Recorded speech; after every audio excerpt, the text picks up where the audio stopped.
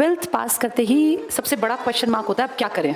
जैसे 12th तक ये टेंशन नहीं होती कि क्या करें, पता है हर क्लास आगे बढ़ती जानी है। 10th के बाद थोड़ा सा लगता है क्या स्ट्रीम ले, बट 12th तक फिर भी लाइफ आराम से स्मूथ गुजरती है।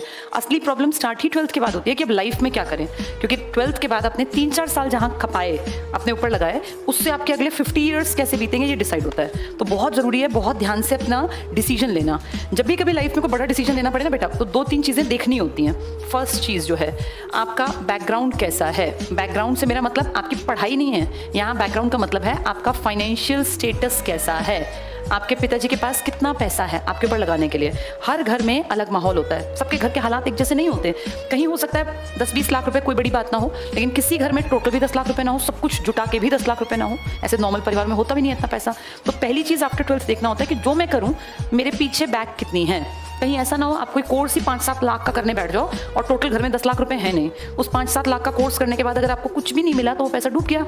जिसके पास है 2-4 करोड़ रुपए, उसके 10 लाख डूबे तो फर्क नहीं पड़ता, लेकिन जिसके पास टोटल ही सारी जिंदगी की कमाई 5-7 लाख रुपए और वो तुमने गवा दी, तो फिर गड़बड़ है। तो पहली चीज़ देखनी होती है हमारा फाइनेंशियल बैकग्राउंड कैसा है। अगर वो स्ट्रांग है तो हम फ्री होकर डिसीजन लें, लेकिन अगर वो कमज़ोर है तो फिर डिसीजन सोच समझ के लेना चाहिए बेटा। फ्री होकर डिसीजन लेने में कई बार गलतियां हो जाती हैं, सोच समझ के डिसीजन लेने में चांसेस हैं कि आप सही डिसीजन ले पाएँ।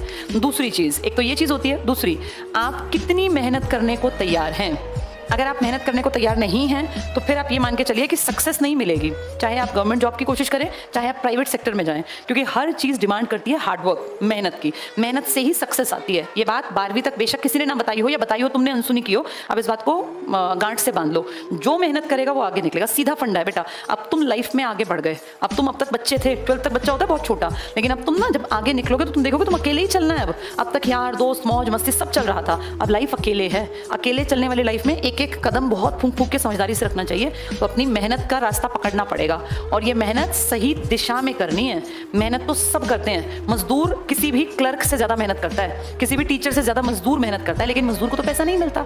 डॉक्टर से भी ज़्यादा मेहनत करता है। हम मेहनत करें प्लस हम सही डायरेक्शन में मेहनत करें, अपनी लाइफ सेट करने की डायरेक्शन में, तो बात बनेगी, वरना बात फिर पीछे रह जाएगी। तो ये कुछ चीज़ें बेटा ध्यान से समझना। अब सबका फाइनेंशियल स्टेटस अलग अलग है। तुम्हारे फादर कितना कमाते हैं, तुम्हारा बैकग्राउंड कैसा है, ये बहुत बड़ी चीज़ होती है। 12th तक चाहे इसकी समझ ना हो, लेकिन अब ये मैटर करेगा कि तुम कैसा कोर्स करोगे, क्या करोगे, उसका तुम्हारे घर पे कितना इफेक्ट आएगा, और मेहनत कितनी करोगे और कौन सी डायरेक्शन में करोगे। ठीक है, इन चीज़ों से तुम्हारा भविष्य बनेगा। और अब भविष्य का मतलब बेटा अगले 50 ईयर्स हैं, क्योंकि मैं ये मानती हूँ तुम बैठे हुए लोग 18 से 20, 22, 25 तक के, इससे ज़्यादा के बच्चे नहीं होते पढ़ने वाले।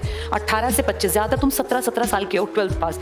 इन सालों के दौरान हम जो भी करते हैं ना, उसका असर अगले 50 साल, जब तक हमारी लाइफ है तब तक रहता है। अब आप किसी मैच्योर आदमी से जब बातचीत करेंगे जिसकी उम्र 27 साल है, आप देखेंगे उसकी बातचीत का लेवल अलग होगा, क्योंकि उसने लाइफ के बहुत साल जी लिए। बहुत से मेरा मतलब गिनती वाले नहीं, जब बर्डन कंधों पे आता है बेटा। 12th तक हम बहुत आज़ाद होते हैं, बहुत फ्री होते हैं। असली जिम्मेदारी आती ही 12th के बाद है। यहाँ आपको एक एज एन इंडिविजुअल ट्रीट किया जाएगा। अब आपको अपनी लाइफ सेट करनी है, ताकि जिस दिन आपको ये हो ना लाइफ का लास्ट डे है, उस दिन हम सेटिस्फाइड फील करें कि हमने लाइफ में बहुत कुछ अचीव किया, जितना कैलिबर था उसका पूरा यूज़ किया और अपनी लाइफ को बहुत अच्छा बनाया। ऐसा ना हो आप रोज़ मर के जीते रहो कि यार मैंने क्या किया, काश मैं उस टाइम ठीक डिसीजन ले लेती, काश मैं ऐसा ना करता या ऐसा कर लेता। ये काश बहुत दुखी करेगा। लाइफ बहुत लंबी है, अभी तुम बहुत यंग हो, तो अगले 50 साल अच्छे बीते, जितने साल की तुम्हारी लाइफ है, मान लो 70 साल 65 साल, वो सब अच्छा बीते, उसके लिए अब बहुत मेहनत करना।